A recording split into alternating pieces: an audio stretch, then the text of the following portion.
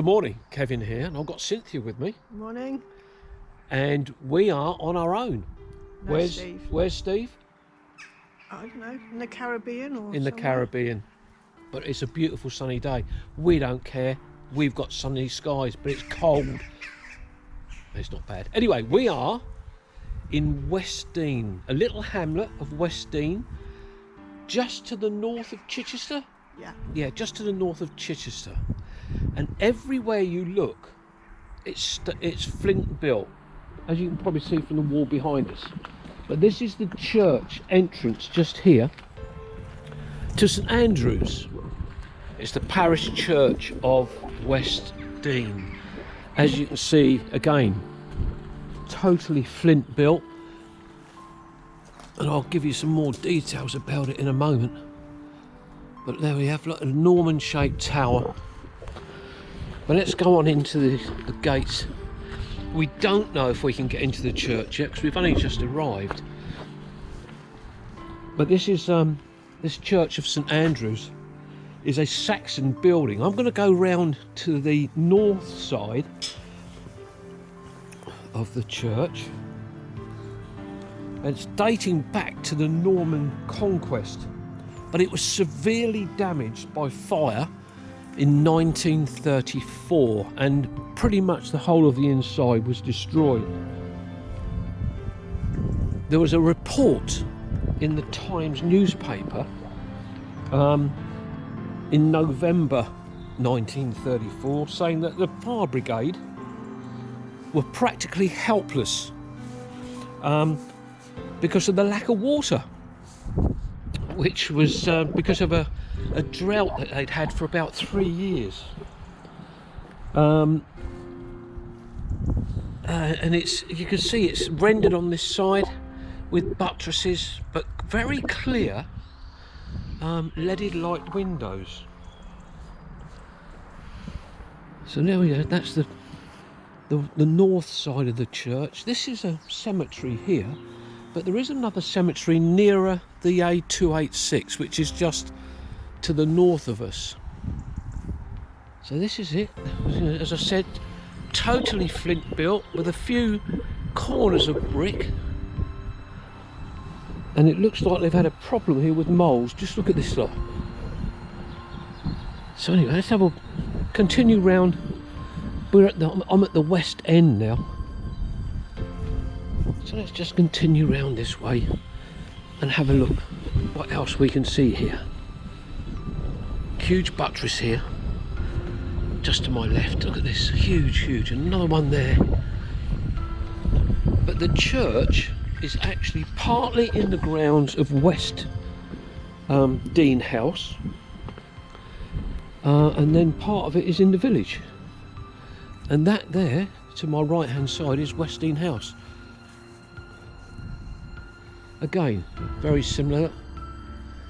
We've got this rendered building here. But up there on the tower, we've got it's a clock or a sundial. So I'm just going to continue round the outside. And I was just looking at some of these gravestones. We've got the crossed bones there. And just here, and this is on the south side of the church. Just look at these.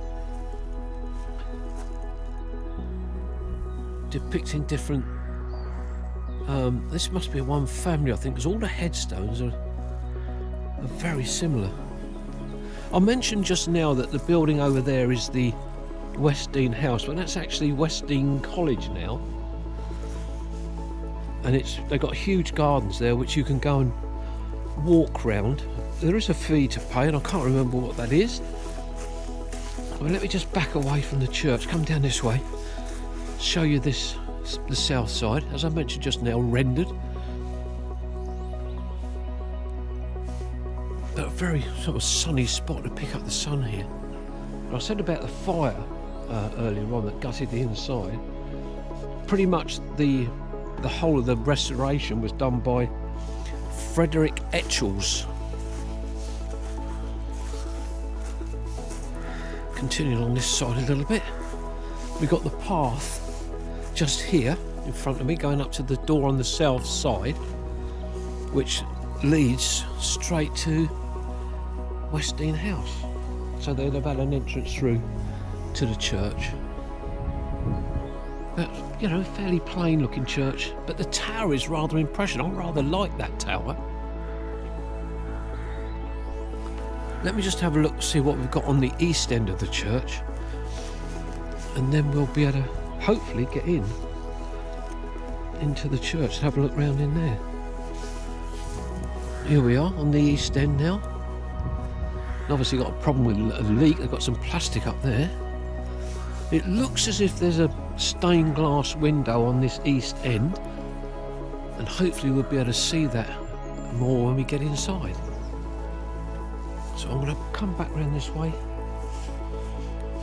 The nave and chancel roofs are panelled evidently, and the transepts I've plastered walls, so we need to have a look at that when we get inside.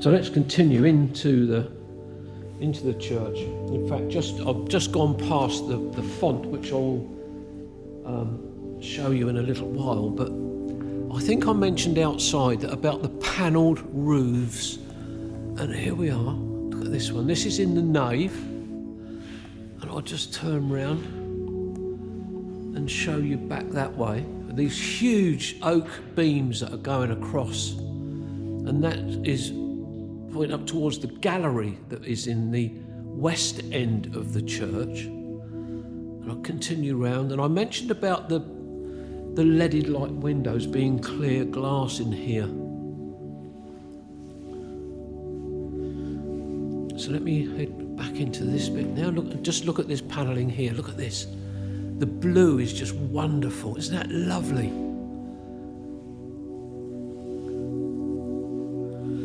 And we've got the south transept just here, and we've got a north transept just here as well. Isn't this lovely? Look at a slightly different colour blue there in the roof, in the panelled roof.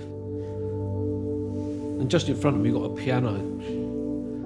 And in this south transept, it's got the memorials to the men of the parish who laid down their lives in the Great War. And just look at that. Again, this is something that Cynthia and Steve and I often pick up on. The names of the men from perhaps one family. Look at the Boxall name. 1, 2, 3, 4, 5, 6 of them. It's just astonishing. Absolutely astonishing. But that's a lovely, lovely memorial to them. And this memorial, this tomb, is to William Dodge James, and he's in a uniform. Can't really get a perfect shot of that, but if we can get some photographs, that'd be useful. But there is a little information tablet here, and it was 1854 to 1912. So that's quite a remarkable, lovely looking thing, although it's obviously a tomb. But yeah, lovely. But again, in this south transept, look at this ceiling again. Isn't that lovely? But this church is very, very light, incredibly light because of the windows. So we're rather fortunate from that point of view. And here we've got the pulpit. And the top there, with like a lid or a roof, if you want to call it that, it's all made out of oak. But I understand that they're built like that so that when the sermons are being carried out, the top bit actually makes the vicar's voice be thrown out into the congregation. I don't know if there's a particular name for that type of pulpit, but that's the idea, I believe. Just look at this here, look. Clearly two men in their uniforms. That's rather a stunning thing. There is some writing down below, but it's all in Latin. And I can't read Latin at all. This is all about, well, the one thing that we were wondering about, and that's where it's all blackened there. And there, look on that one. When the fire happened, that's destroyed the inside, that has got to be, we think, fire damage. And that's the only bit that we can really see here that may be from the fire. But the church itself is a 20th century recreation of an 18th century remodelling of the 11th to 13th century original. Hopefully that makes sense. But again, look at the panelling in the ceiling here. Beautiful. And look at these stained glass windows. I mentioned them from the outside, and they really don't disappoint. They're rather lovely.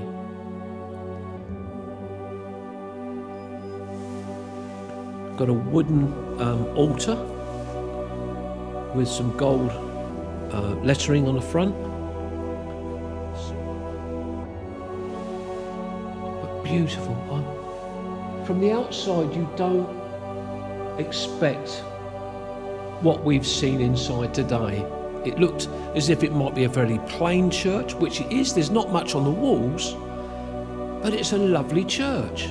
It's got a lovely, and it's lovely and warm in here.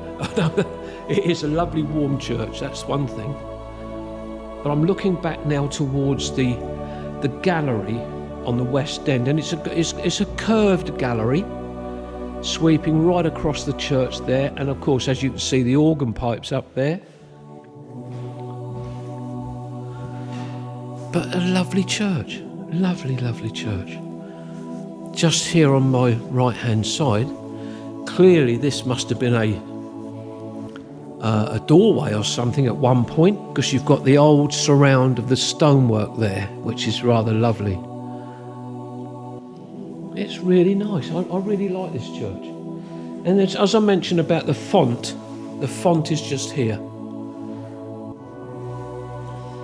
Let me just go around this way and show you this. There we go, visitor's book there, which we will sign. But lovely. I do like this church. Very, very nice. Well, Cynthia's found some information about that Lukenor monument, which is where the two figures of the men were. But while she's doing that, I've actually been doing a little bit of research myself, and I found out that this is a blocked tail narrow doorway with a round head, which is this one. And I was correct that it was a doorway that was blocked up, but it is worth just checking some information from time to time, but that's what it's called. A blocked tail narrow doorway, and it's on the north side of the church. The oldest parts of the church are actually 11th century.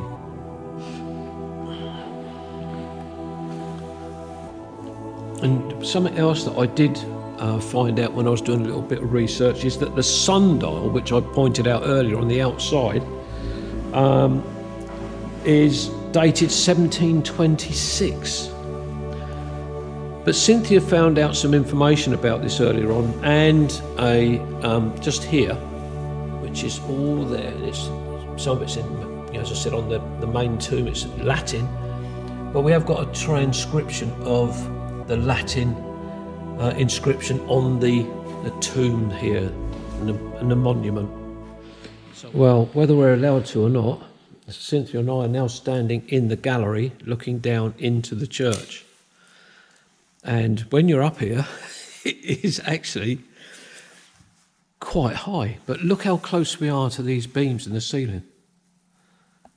And if I pan round, just look at this. We're right in where the organist would sit. Look at that. Isn't that fantastic to be up here? There's nothing to say we can't come up here downstairs. Let me emphasise that. There's no doorway, there's no gate, there's no rope to stop us coming up. So we just thought we'd take a chance. And this is actually an incredible place to be. This is something you don't get a chance to do very often. No, it's usually blocked off. Yeah, so this is lovely.